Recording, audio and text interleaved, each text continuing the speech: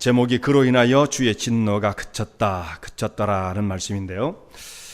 그가 바로 오늘 본문의 말씀을 읽다 보면 중요한 인물인 비느하스라고 하는 사람이 등장하게 되어지는데 바로 그 사람을 의미합니다. 민수기 25장에 오면 우리가 아주 특별한 한 사건을 오늘 말씀을 통해서 우리가 접하게 되어집니다. 이 사건은 이스라엘 백성들이 광야 40년이 다 차가고 이제 잠시 후면 가나안 땅에 입성을 앞두고 있는 그 마지막 무렵에 오늘 이 사건이 발생하게 되어져요. 이들이 이제 가나안 땅에 들어가기 위해서 모압 평지까지 와서 거기에 도달해서 모압 평지에 진을 치게 되어지고 오늘 그 이름 지명이 나오는데 시딤이라는 곳에 진을 치게 되어집니다. 그리고 이제 그 옆에는 요단강이 흘러가고 있고 요단강을 건너가면 가나안 땅이 펼쳐지게 되어지는 것입니다. 이스라엘 백성들의 이 진격을 바라보면서 당황해하고 있는 사람이 있었는데 그것은 모압 왕 발락이라는 사람이었죠. 저 기세로 가나안 땅을 점령해버리고 난다면 그 다음부터는 그 옆에 붙어있는 이 모압이란 우리나라는 이스라엘 백성들에 의해서 늘 시달릴 수밖에 없을 거다. 저 세력 우리가 감당할 수 없을 것이다. 그러니까 가나안 땅에 들어가기 전에 우리가 할 수만 있다고 한다면 저들의 세력을 약화시킨다든지 아니면 그 일을 방해하지 않으면 우리의 앞날이 괴로워질 터이니 어떻게 손을 써야겠다 생각하고 한 것이 군사력으로는 해볼 수 없어서 두 주 전에 우리가 살펴본 말씀처럼 이 발락이라고 하는 거짓 선지자, 발람이죠. 발람이라고 하는 거짓 선지자를 초청을 해서 많은 돈을 들였죠. 물품을 가지고 그의 마음을 회유해서 그를 데려다가 이스라엘 백성을 저주하게 하고자 했던 것입니다. 만약 그 계략대로 하나님의 이름으로 빈 그 저주가 이스라엘 백성들에게 떨어지면 그 틈을 이용해서 그들을 공격해서 그들의 세력을 약화시키겠다. 이렇게 생각한 것이 발락의 계획이었던 것입니다. 오늘 여기까지 그 말씀이 25장의 배경이 되어져요. 그래서 이제 그의 계략대로 발람을 불러와서 모압 땅으로 그를 초청하는 데는 성공을 했습니다. 그리고 이제 그에게 요청을 하는 거예요. 당신이 여호와의 이름으로 이스라엘 백성들을 저주해 주시오. 그랬더니 이 발람이 이스라엘 백성들을 저주하기 위해서 자기가 단을 쌓자고 말을 하고 이건 그 모든 예법들을 볼 때에 하나님 앞에 드리는 제사 같지도 않아요. 이 발람이라는 선지자는 여호와의 하나님의 백성으로서의 참다운 선지자가 아니었던 거예요. 이 사람이 이방 사람이었고 복수를 행하는 자, 그러니까 뭐 점을 친다거나 또 뭐 신비한 일들을 행한다고 알려져 있는 그런 사람이죠. 참다운 선지자가 결코 아니었던 거예요. 그리고 여기 옆에 그 제사를 드리고 하는 모습들도 하나님 앞에 드리는 제사의 모습도 아니었던 거죠. 어쨌든 이 사람이 내가 저 사람들을 저주하기를 원하니까 나를 위해서 여기다 단을 쌓으시오 하면서 장소를 옮겨다니면서 저주를 하게 되어지는데 그가 저주를 막 하려고 그러면 이스라엘 백성들을 바라보고 저주를 하려고 그러면 하나님의 영이 그를 강권적으로 붙잡아, 이때는 정말 강권적이라는 역사가 있는 거예요. 그의 입술을 강권적으로 붙잡아서 도리어 이스라엘 백성을 축복하게 만드는 겁니다. 그런 일이 있을 수 있죠. 자, 발람 선지자가 모압 왕의 부름을 받고 가려고 할 때 길을 가다가 그 자기가 타던 나귀가 입을 열어서 발람을 꾸짖는 장면이 나오지 않습니까? 그야말로 선지자의 미친 것을 책망했다는 말씀이 나오잖아요. 그렇게 하나님의 강권하신 역사는 짐승의 입술도 움직인다면 발람의 그 마음을 움직이고 입술을 주장해서 저주를 축복으로 바꾸시는 것은 하나님의 역사 속에 얼마든지 가능한 거죠. 그러니까 그런 저주를 퍼부려다가도 하나님의 그 영에 이끌려서 오히려 축복을 3번이나 하게 되어집니다. 장소를 계속 옮기는데도 계속 이스라엘 백성에서 축복을 하게 되어져요. 그러면 목적한 바는 모압 왕이 그를 불러올 때는 저주를 내리기 위함인데 어찌하여 당신은 그 많은 돈을 받고 이 백성을 축복하는 거요. 저주를 부탁했는데 얼마나 속이 답답했겠어요. 근데 이 발람이 그렇게 말합니다. 하나님이 여호와 하나님이 나를 강권하니 내가 어찌할 수가 없다 하면서 이제 자기는 자기의 고향집으로 돌아가는데 그냥 돌아갈 수는 없잖아요. 많은 물품을 받았는데 그냥 돌아갈 수는 없지 않겠습니까? 그래서 만약에 그가 축복만 하고 갔다고 한다면 발람이 아니죠. 거짓의 대명사, 거짓된 선지자의 대명사 발람일 수가 없는 거죠. 그래서 그는 이미 모압 왕의 많은 돈을 받고 매수가 되어지고 탐욕에 눈이 먼 상태가 되었기 때문에 그것을 축복만 하고 그것을 들고 갈 수는 없을 거 아니겠어요. 그 돈을 가지고 가야 되는데 어떻게 할 것인가 생각을 하게 되어지는데, 사람이 불의한 탐욕을 함께 쫓으면서 하나님도 정직하게 섬길 수 있다, 이런 일은 생겨날 수가 없는 거예요. 둘 중에 하나는 포기할 수밖에 없는 거죠. 심지어 예수님께서 이렇게 말씀하십니다. 너희가 세상의 물질과 재물과 하나님을 겸하여 섬길 수 없다. 그게 불의하지 않다 할지라도 그런 것입니다. 재물을 너무 깊이 생각하고 탐하는 마음이 있으면 하나님을 섬길 수 있는 믿음이 사라지는 거예요. 두 가지가 동시에 존재할 수 없다는 말이죠. 그런데 더더군다나 이 발람은 불의한 싹스를 바라고 이스라엘 백성을 저주하려고 했었는데 그것도 취하며 하나님을 선실하게 섬길 수 있다? 이건 말이 안 되는 거죠. 둘 중에 하나는 포기할 수밖에 없는 거예요. 그는 물질을 포기할 수는 없었어요. 그래서 결국은 이스라엘 백성들을 저주 가운데로 밀어넣는 계책을 범하게 됩니다.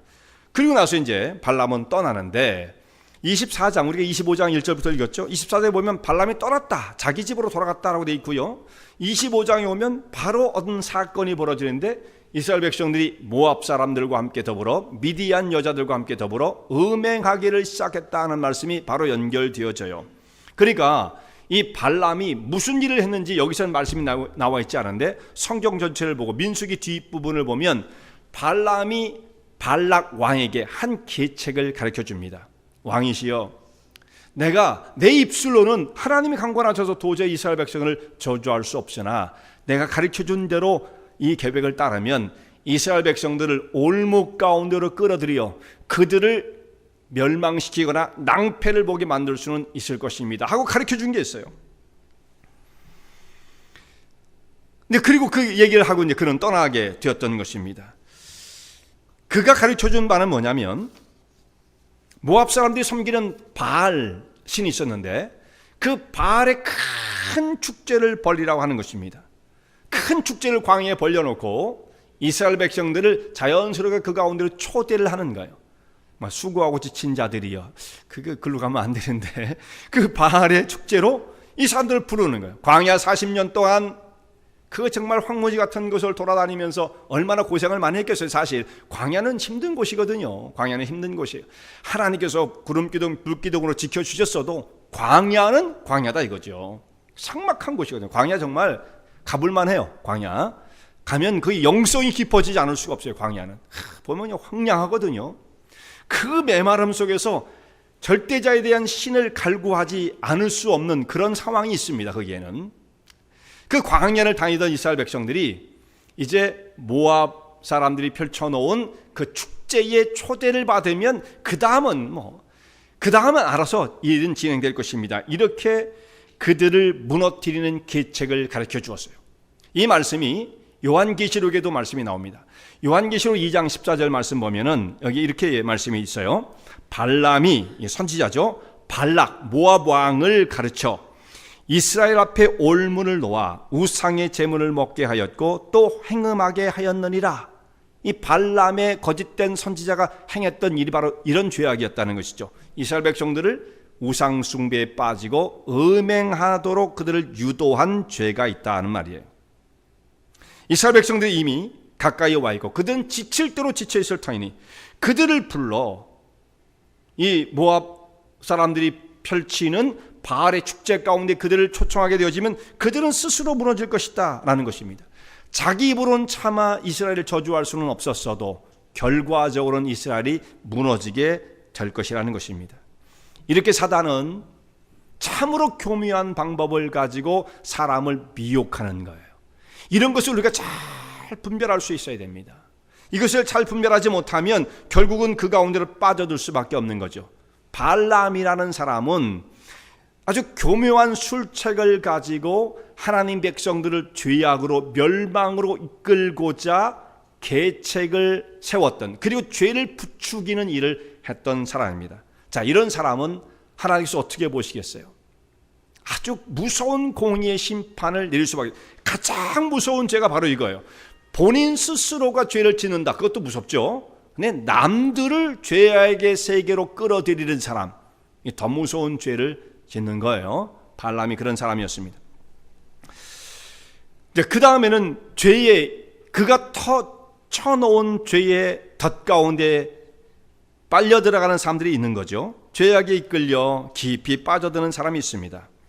이스라엘 백성들은 이 발람의 유혹에 이끌려 결국은 죄악을 짓는 사람들이 질비하게 드러나게 되어집니다. 발락은, 그러니까 이 모압 왕이 그가 가르쳐준 대로, 발람이 가르쳐준 대로 부올이라고 하는 조그만 그 마을에서, 모압 평지에 있는 마을이에요. 거기에서 바알 축제를 벌이게 되어집니다. 자신들이 섬기는 우상 바알을 섬긴다고 하고 그 미명 아래 축제를 벌이게 되어집니다. 그리고 이스라엘 백성들을 초청했어요. 와서 우리의 신에게 절하시오, 이렇게 말하지는 않았어요. 그냥 옆을 지나가는 나그네들이요, 피로로 지친 사람들일 터이니 우리 가운데 함께 오셔서 우리는 열려 있으니까 얼마든지 와서 먹고 마시고 쉬었다가 또 재미있는 것도 구경하고 그리고 가십시오라고 얘기를 했을 거예요. 함께 더불어 모여서 우리 우상에게 절합시다, 그렇게 말하지 않았을 것입니다. 바알을 섬기는 이 축제에 모압 사람들이 거기에 이제 주를 이루었고 미디안 사람들이 여기에 같이 가담을 하게 되어져요. 그리고 이스라엘 백성은 거기에 이제 초청을 받아 참여하게 되어지는 것입니다. 어떤 이방의 축제에 참여한다는 것 자체만 가지고 그거 죄다, 이렇게 말하기는 어렵죠. 이방의 어떤 풍습을 우리가 옆에서 구경했다, 그 자체가 죄다라고 말하기는 어려운 것이에요. 그런데 이게 위험한 겁니다. 그 자체가 죄는 아니지만 그 환경과 접해서 자꾸 접촉을 하다 보면 죄의 미혹에 넘어가기가 너무 쉽게 되어지는 것이죠. 위험에 노출되어지는 것입니다. 결국은 이 사람들은 모압의 여인들과 함께 더불어 행음하기를 시작했다.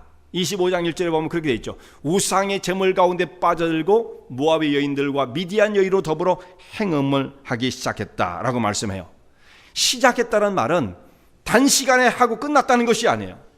계속 이어졌다는 말씀이죠. 이게 그러니까 축제가 하루 이틀 끝난 것 같지도 않아요. 몇 날 며칠 갈 수 있죠. 보통 이런 축제들은 일주일 이상 할 수도 있어요. 그 속에 참여한 이스라엘 백성들이 상당 기간 이 이방 여인들과 함께 행음을 하기 시작하는 것입니다. 이스라엘 백성이 40년 동안 광야를 다니면서 지칠 대로 지쳐 있는데 이방의 여인들을 보고 새로운 문화를 접하고 새로운 분위기 속에 정말 환상적인, 자기들이 지금까지 생활했던 모습과는 전혀 다른 세상을 보게 되었겠죠. 그러니까 얼마나 자극이 심했겠어요. 그 문화 속에 쉽게 빨려들어가게 되어지는 것입니다. 이 축제에 참여했던 이스라엘 백성들이 처음부터 우리는 우상 숭배하러 간다, 심지어는 우리는 간음을 하러 간다, 참 말씀하기 미안하지만 말이죠, 그런 의도로 여기에 참여하지는 않았을 거예요. 주변에 그런 축제가 있다니까, 우리는 초청을 받았으니까 좀 쉬고 재밌는 걸 구경하고 가라고 그러니까 그냥 즐거운 마음으로 거기에 참여했을 수가 있는 것입니다. 첫 번째부터 의도가 그런 우상 숭배와 간음의 문제는 아니었을 거예요. 그런데 거기에 참여한 사람들은 결과적으로 이와 같은 무지막지한 죄악 가운데 빠져들게 되어집니다. 당시의 우상 숭배는요, 바알신만 그런 것이 아니고 대부분의 우상 숭배는 이 우상 숭배를 하는 그 도중에, 그러니까 우상을 섬기는 그들 앞에 제사를 한다거나 이런 그 섬기는 그 과정 속에 성적 행위가 주로 포함되어져요. 참 이상하죠. 그것이 자신들의 신을 섬기는 한 과정이었던 것입니다. 이처럼 고대의 우상 숭배는 정말 난잡하기 그지없는 아주 저속한 것들로 가득 차 있었습니다. 신을 섬긴다는 명목하에 사람들이 집단으로 호응을 하게 되어졌던 것입니다. 그러면 그 가운데 참여한 사람들은 어떤 마음을 갖겠습니까? 자신들이 하는 것은 신의 이름으로 하는 것이기 때문에 절대로 추잡한 짓이 아닌 거예요. 자신들이 스스로 생각하기를. 오히려 어떻게 보면 거룩한 일이고요, 신에 충성하는 일이에요. 이게 정말 이상해지는 거죠. 이런 일이 집단으로 이루어지게 되면 죄의식을 느끼지 않는 것입니다. 다른 사람들이 다 하는 것이고 신의 이름으로 하는 것이고 보장되어진 일이기 때문에 그 일을 하는 것에 양심의 가책을 느끼지가 않는 것입니다. 사람들이 죄를 짓지 못하는 것은 몇 가지 이유가 있어요. 죄를 짓지 못하는 것. 하나님이 두려워서 죄를 못 짓는다 하면 정말 그 의식이, 그 하나님에 대한 그 신앙의 마음이 너무 귀한 거죠. 하나님 무서워서. 요셉 같은 사람이 그랬잖아요. 내가 어찌 여호와 앞에 득죄하리요. 하나님이 무서워서 죄를 못 짓는다. 그럼 최고의 사람이 되는 거예요. 근데 많은 사람들은 하나님은 잘 안 보이니까 사람들이 무서워서 죄를 못 져요. 주변에 사람들이 보는 이목이 있잖아. 그러니까 내가 어떻게 그런 일을 하겠어. 이렇게 다른 사람들을 보면서 자기 삶을 절제하게 되어지죠. 그걸 좀 나쁘게 말하면 우리가 눈치가 보여서 죄를 못 짓는다 할 수도 있을 거예요. 근데 여러분, 우리가 다른 사람들의 이목을 생각하는 것이 결코 나쁜 것은 아니에요. 다른 사람들의 이목을 의식해서 행동하는 것이 부정적인 것도 있죠. 그것이 외식하는 사람들의 모습입니다. 바리새인 같은 사람들, 그들은 더 거룩하게 보이려고 자기를 치장했기 때문에 문제이죠. 그러나 다른 사람들이 나를 보고 있기 때문에 내가 죄를 못 짓는다는 것은 오히려 그것은 덕이 되어지는 거예요. 이 사람이 자기의 삶을 절제하고 조절하는 도덕과 윤리가 어디서 나오느냐면 사람과 사람 사이의 관계에서 나오는 거예요. 내가 다른 사람을 전혀 인식하지 않는다면 도덕과 윤리는 없는 거예요. 여러분, 무인도에서 혼자 산다고 생각해 보세요. 아무도 없어요. 앞으로도 만날 일이 없어요. 자기 혼자 살면서 난 도덕적이야, 난 윤리적으로 살아야 돼. 이게 되질 않아요. 다른 사람과의 관계가 형성될 때 도덕과 윤리가 있는 것입니다. 그러니까 다른 사람들의 이목을 생각하지 않으면 죄에 쉽게 빨려드는 거죠. 그걸 죄라고 생각하지도 않는 거예요. 그런데 모든 사람이 바알보알과 연합하여 범죄를 하고 집단으로 난잡한 일을 범하게 될 때 이것이 당연한 것이라고 하면 그것을 아주 자연스럽게 받아들이게 되어지죠. 인간의 본성에 어긋나는 일임에도 불구하고 집단의 이름으로 혹은 신의 이름으로 죄악을 범하게, 자연스럽게 죄악을 범하게 되어지는 것입니다. 무서운 일이죠. 편안하게 죄를 짓는 거예요. 이런 흐름이 1968년도에 일어났던 프랑스의 68혁명이라고 하는 5월 혁명이라고도 부르게 되어지는 이 시점을, 이 날을 시점으로 해서 급속하게 세계의 문화 속으로 번져가게 되어집니다. 못된 것들은 다 프랑스에서 나왔어요. 프랑스 사람들 만나면 그런 얘기까지 할 필요 없고요. 근데 못된 것은 다 프랑스에서 나왔어요. 프랑스 혁명 1789년 그렇게까지 사람을 죽이면서 할 필요 없는 거예요. 그러지 않아도 다 근대화가 될 수 있는 일이에요. 근데 그렇게 혁명의 도가니 속에서 공포 정치를 하면서 사람을 죽였죠. 못된 것들은 다 거기서 나왔어요. 그러던 사람들이 이제 1968년에 이것도 우리는 싫다. 이 사람들이 부르셨던 것은 뭐냐면 나 혼자 범죄적으로 낙인 지키는 건 싫다. 왜 나만 나쁘다고 그러느냐? 다 같이 나빠지자. 자, 이렇게 되면 사람이 구분이 없어지겠죠? 자기는 마음대로 죄를 짓고 싶은데 자꾸 다른 사람에 의해서 내가 정죄받는 느낌이 오는 거예요. 그러면 그것을 피하려면 어떻게 됩니까? 그 사람도 죄를 짓게 만들면 되는 거죠. 그래서 68혁명이라는 게 뭐냐면 우리 마음 놓고 서로 죄 짓고 살자. 그리고 서로 뭐라고 얘기하지 말자. 이게 바로 그거의 모토인 겁니다. 더 이상의 아무런 가치가 없는 것들이에요. 그 시대 이후로 히피들이 늘어나게 되어지고 문화가 달라지고 그렇게 되어진 거죠. 물론 그것이 잠재되어 있었지만 이것이 이제 폭발을 하게 되어진 거예요. 전 세계로. 그 이후에 전 세계 문화가 점점 싸구려 문화가 되어가는 거죠. 성개방의 문제, 그런 거 가지고 우리가 서로 뭐라고 얘기하지 말, 동성애 문제, 그게 뭐가 문제인데, 이런 식으로 이제 세상 속에 그것이 파급되게 시작했던 것입니다. 그 이후에 세상이 더 질서는 혼돈 속에 빠져들게 되어지는 것이죠. 자, 다른 사람들은 다 가만히 있는데 나 혼자만 죄를 지르면 너무 눈에 튀어 보이고 부담스럽죠. 근데 다른 사람이 하는 것을 내가 따라하면 별로 부담스럽지 않은 거예요. 이스라엘 백성들도 집단으로 범죄에 빠져들 때 별로 죄의식을 느끼지 못했던 것입니다. 그런데 하나님께서는 이것을 어떻게 보십니까? 하나님의 질투심이 불타오르게 되어지는 것입니다. 용납하지 않으시는 것입니다. 하나님 백성들이 우상에게 무릎을 꿇었다는 것 있을 수 없는 것이고, 또 그 신의 이름으로 그 신을 섬긴다는 이름을 빙자해서 호언음을 한다, 이거 있을 수 없는 일이란 말씀이죠. 하나님의 진노가 불같이 임하게 되어서 이스라엘 백성들 가운데 재앙이 떨어지게 되어집니다. 역병으로, 전염병이죠. 사람들이 순식간에 사람들이 죽어갑니다. 이날에 하나님께서 사람들이 죽어가는 그 모습을 지켜보시면서 모세에게 말씀하세요. 이 역병이 떠나기 위해서는 너희 가운데 있는 지도자들을 붙잡아, 두령들이라고 되어 있는데 그들을 붙잡아 태양을 향하여 그들을 목을 매달라. 그러니까 백성들을 바르게 탄속하지 못했던 지도자들이 책임을 져야 한다는 거예요. 그러니까 어느 급까지인지는 정확하게 나와 있지 않아요. 이게 1000부장인지 100부장인지 50부장인지 그건 우리가 정확하게 알 수는 없습니다만, 너희의 두령들을 태양을 향해서 목을 매달라. 지도자들이 책임을 져야 한다는 말씀입니다. 근데 모세는 그 말씀을 받고 난 다음에 아마 모세도 그런 생각을 했을지 몰라요. 두령이 어디까지인가?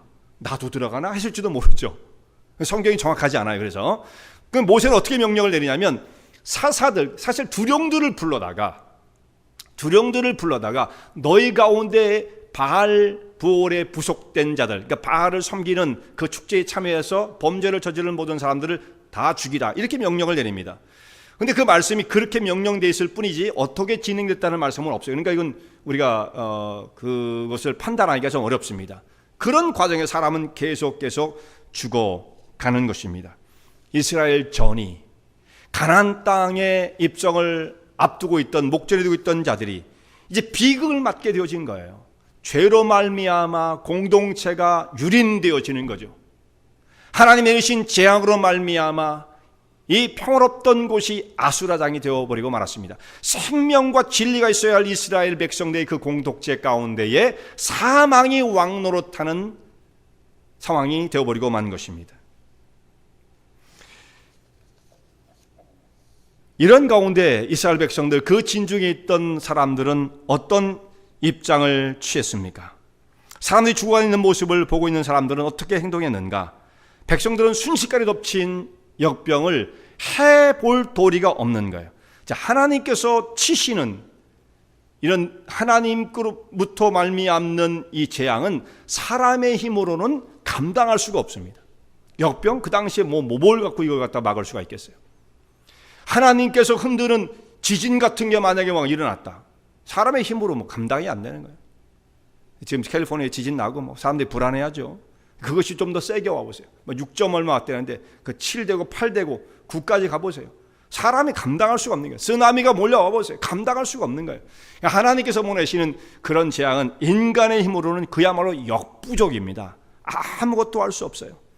더더군다나 이때 이스라엘 백성들은 무슨 백신을 구할 수 있는 것도 아니고 사람들이 무참히 쓰러져 죽어갑니다.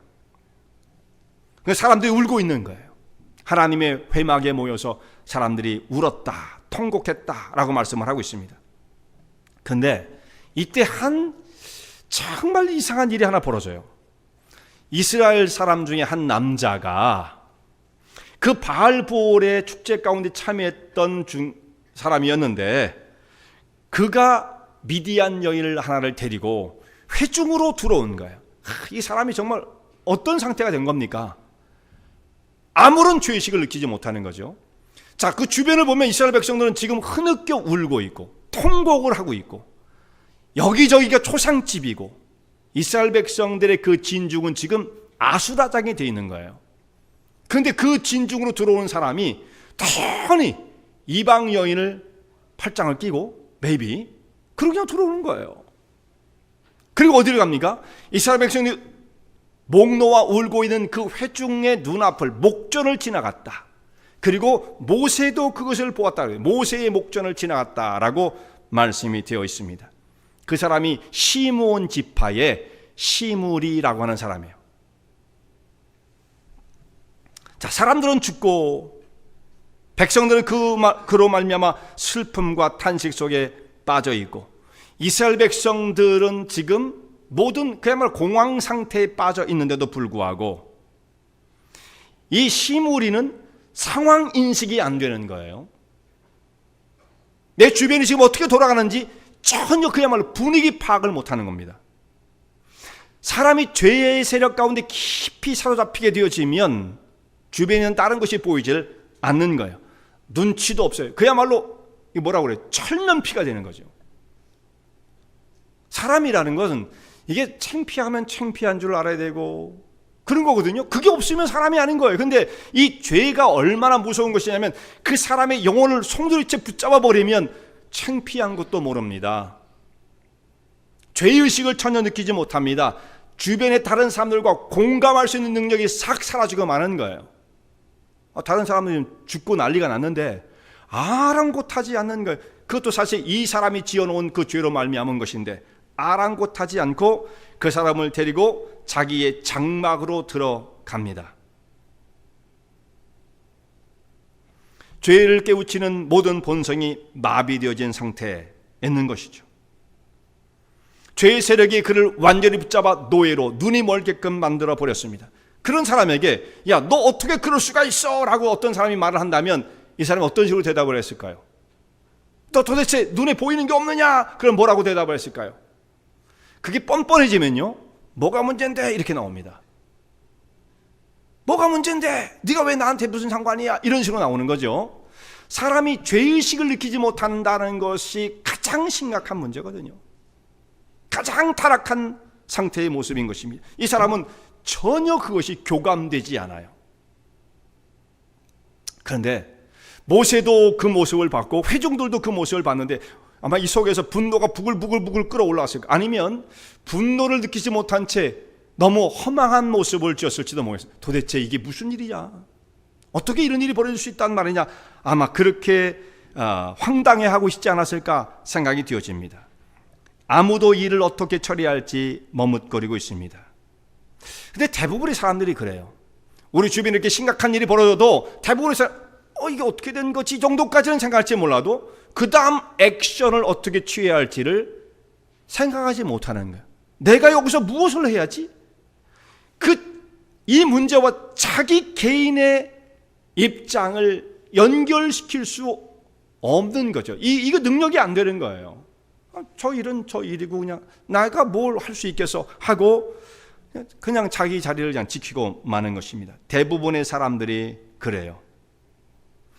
지금 죄악의 세력이 들어와서 공동체를 무참히 무너뜨리고 있음에도 불구하고 내가 무엇을 할 수 있단 말인가? 이것을 자신의 일로 받아들이지 못합니다. 방관하고 있는 거죠. 뭐 어떻게 되겠지 뭐. 그런 사이에 점점 사람들은 목숨을 잃어갑니다. 죄가 약해지는 것이 아니고 사망의 세력이 더욱더 강해지고 있는 중에 있었습니다. 이때 한 사람이 회중 가운데서 일어납니다. 손에 창을 잡고 일어납니다. 모든 사람이 머뭇거리고 있을 때에 자신이 일이 아닌 것처럼 생각하고 있을 그때에 이 모습을 참을 수 없는 한 사람이 있었어요.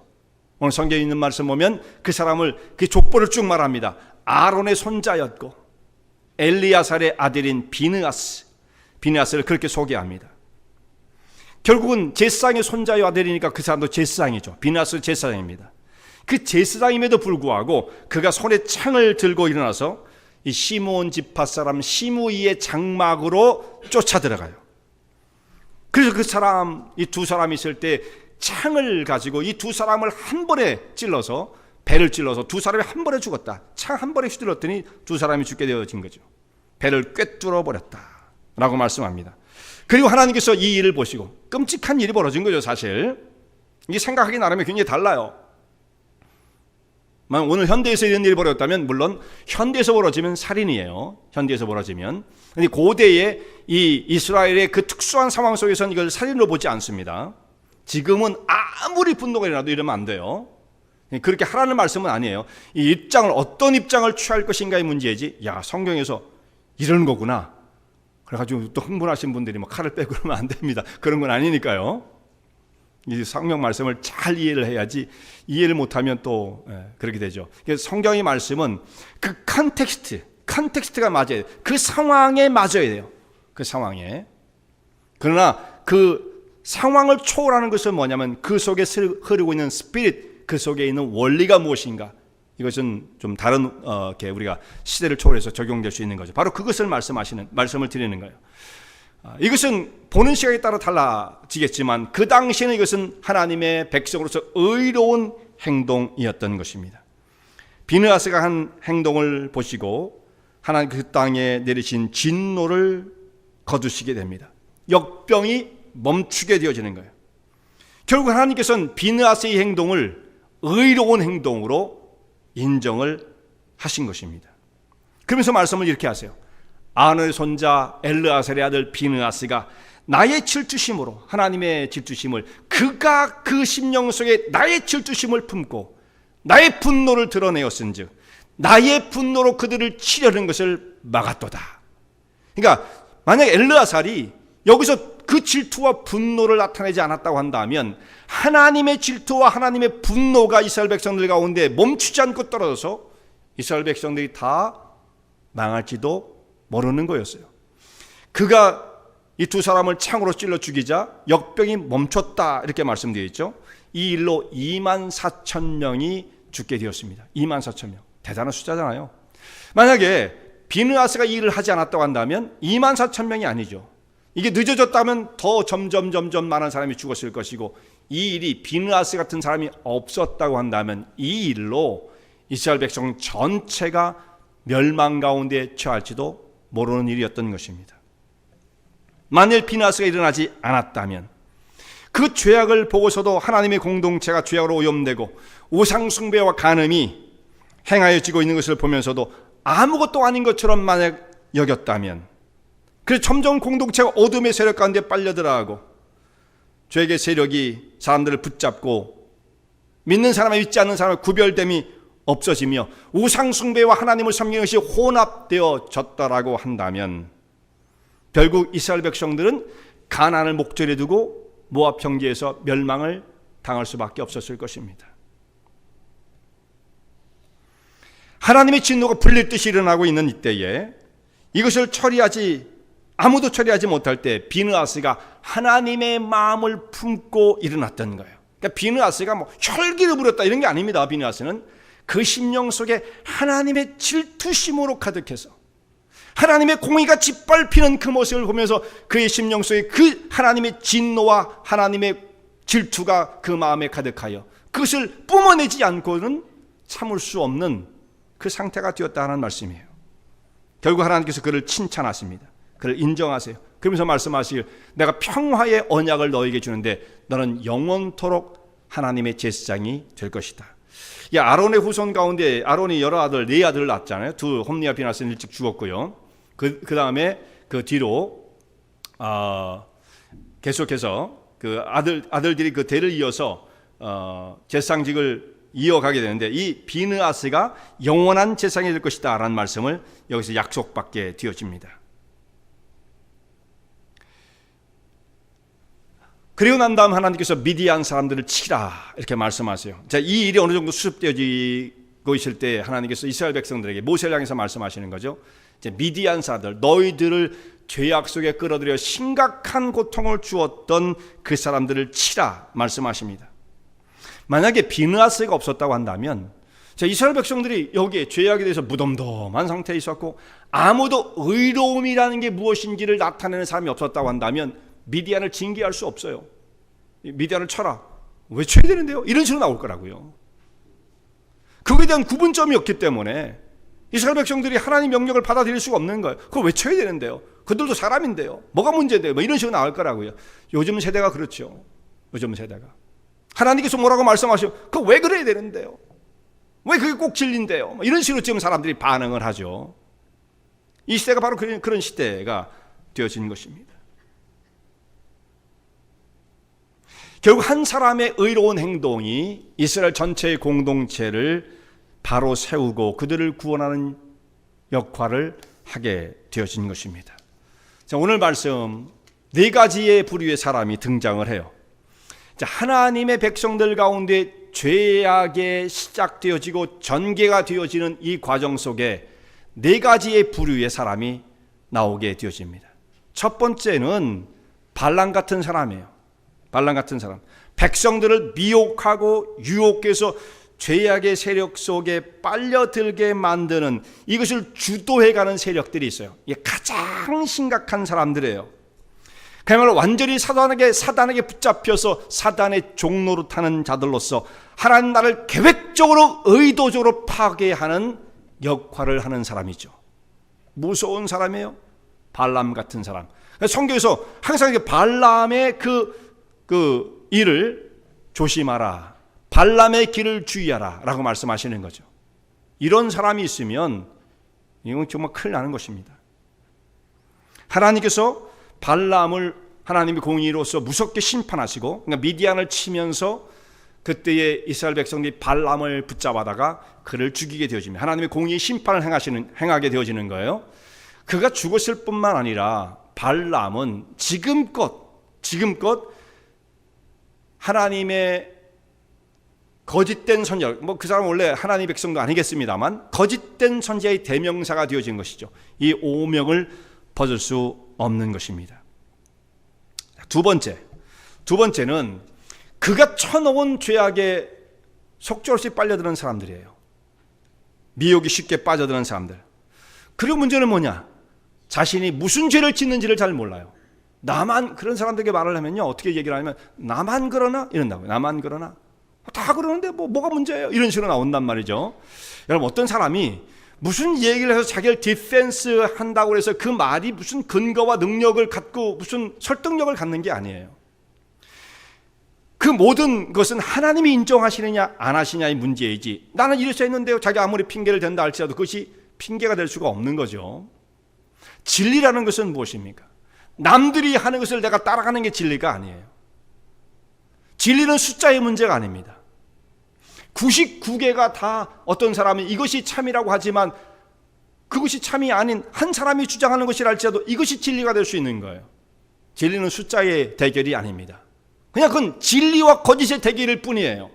우리는 사람들이 많이 그것을 인정하면 따라가고 그것이 무슨 대세이고 마치 진리와 진실이 그 속에 담겨 있는 것으로 착각을 해요. 아, 이게 대세야. 안 그렇습니다.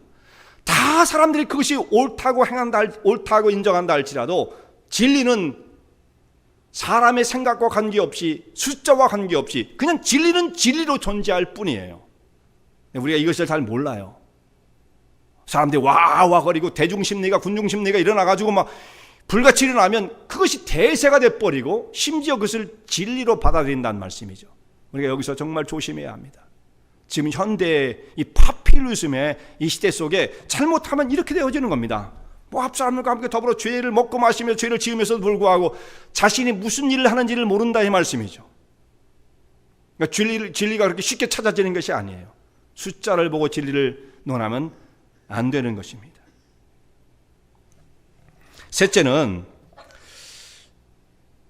이 죄악과 하나님의 선하심 사이에 서서 서성거리면서 자기의 방향을 정하지 못하는, 결단을 내리지 못하는 사람들, 방관자의 자리에 머무르는 사람들, 적극적으로 죄에 가담하지는 않는다 할지라도 그렇다고 해서 적극적으로 하나님의 의의 편에 서지도 않는 사람들. 근데 모조리티가 이 사람들이에요. 난 잘 모르겠어. 글쎄 내가 뭘 할 수 있겠어요. 이 어중간하게 입장을 정리하지 못하는 사람들이 대다수죠. 뭔가 문제가 있긴 있는데 그렇다고 내가 어떻게 하나? 이런 사람들이죠. 어안이 벙벙하고 정신이 나하고 나는 힘이 없다고 생각하고 이런 사람들. 그런데 이것이 중립적 입장만은 아닌 것입니다. 언제 이들이 또 죄악 가운데 빠져들지 모르는 것이고, 만약 이것이 이스라엘 백성 가운데 계속 그렇게 진행이 되었다고 한다면, 비나스가 없었다고 한다면 이스라엘 전체가 멸망을 당했을 것입니다. 도움이 안 돼요. 그러니까 이것은요, 그 중간에서 입장을 정하지 못하는 사람들, 하나님 편에서 도움이 안 돼요. 이것은요. 네 번째 부류가 있습니다. 비느하스 같은 사람으로 적극적으로 의의 편에 뚜렷하게 서는 거예요. 비느하스 같은 사람들. 자, 비느하스가 일어나서 창을 빼들고 그 두 사람을 따라갈 때 비느하스 어떤 마음을 품었을까요? 비장했겠죠. 근데 그 사람의 마음은 두려움이 없었을까요? 두려웠겠죠.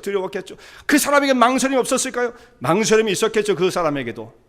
그러나 더 컸던 것은 뭐냐면 내가 하나님의 의로운 편에 서야 하겠다고 하는 거룩한 분노와 질투가 그 심령 속에 타올랐던 거예요. 내가 가만히 있을 수 없다라고 생각했던 것입니다. 하나님의 마음을 품고 담대히 일어나 주의 편에 서는 사람, 이렇게 위기의 상황 속에 입장을 분명히 정리해서 하나님의 의로운 편에 서는 사람, 이 사람이 하나님 백성들이에요. 놀라운 사람이죠. 하나님의 쓰심에 합당하게 부름을 받아 거룩한 도구로 쓰여지는 사람이 되어지는 것입니다. 근데 반대로 역사적인 결정적 순간에서 머뭇머뭇거리고 그 자리를 피하여 도망치는 사람들이 있는 것입니다. 자기에게 담당해야 할 사명이 분명히 주어졌음에도 불구하고 비겁한 자의 모습을 가지고 그 사역을 감당하지 못한 채 피하여 도망하는 사람이 있는 거죠. 적극적으로 죄악에 가담하지 않았다 할지라도 자기 자리를 슬쩍 피해버리는 사람들, 하나님 나라에 무슨 도움이 되겠습니까? 여러분, 우리가 신앙생활을 한다는 것은 거룩한 하나님 백성으로 부름을 받았다는 것은 정말 흙과 백을 나눌 수밖에 없습니다. 회색지대를 우리는 너무 좋아해요. 회색지대 적당하게 섞여서, 적당하게 너무 튀지도 말고, 이렇게 말을 하면서 사실 이것은 기회를 보고 있는 거죠. 손해보고 싶지 않아, 부담지고 싶지 않아. 결정적인 중요한 시기에 하나님의 사명이 그에게 주어졌음에도 불구하고, 이건 누가 봐도 다 아는 거예요. 다 아는 것입니다. 난 모르겠는데요, 하나님 나에게 무슨 사명을 줬는지 모르겠어요? 그런 사람은 없어요, 세상에. 이 시대에 우리를 부르신 하나님의 거룩한 부름이 무엇인지 그조차 나는 아무것도 모르겠다는 사람은 없어요. 다 있어요. 내게 무엇을 요구하고 계시는가 응답하지 않을 뿐이에요. 비느하스는 그도 두려움이 있었겠지만, 떨림이 있었겠지만, 망설임이 있었겠지만, 그는 일어나 하나님의 의의 편에 섰던 사람입니다. 우리는 신앙생활을 하나의 액티비티로, 문화활동 정도로 생각하는 경우들이 있어요. 만약에 그렇다면 우리는 대충 때우고 지나가는 것이에요. 그렇다고 한다면 하나님께서 하나님 나라를 어떤 사람들과 함께 더불어 그 일을 이루실 수가 있겠습니까? 비느하스와 같은 사람들을 찾으시는 거죠. 하나님의 영광과 의로움을 지키기 위하여, 그 나라를 세우기 위하여 부름을 받은 백성들이에요. 정말 입장 정리가 분명해야 됩니다. 하나님 오늘 나에게 무엇을 요구하시는가? 나는 정말 그와 같은 일, 그 상황 속에서 거룩한 분노와 질투를 가지고 하나님 편에 서는 자들인가? 하나님의 부르심 가운데 충성하심으로써 생명과 축복의 길에 서시는 죄종들 되시기 바랍니다.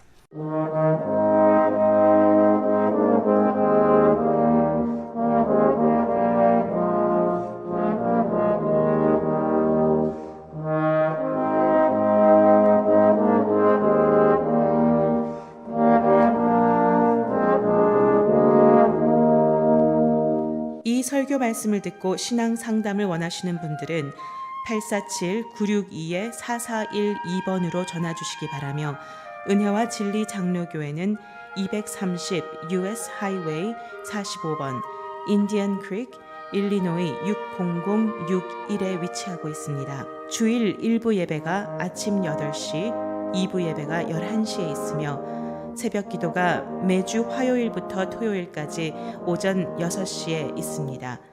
그리고 금요 성경 공부가 저녁 8시에 있습니다. 하나님의 은혜와 은총이 항상 여러분과 함께 하시길 바랍니다.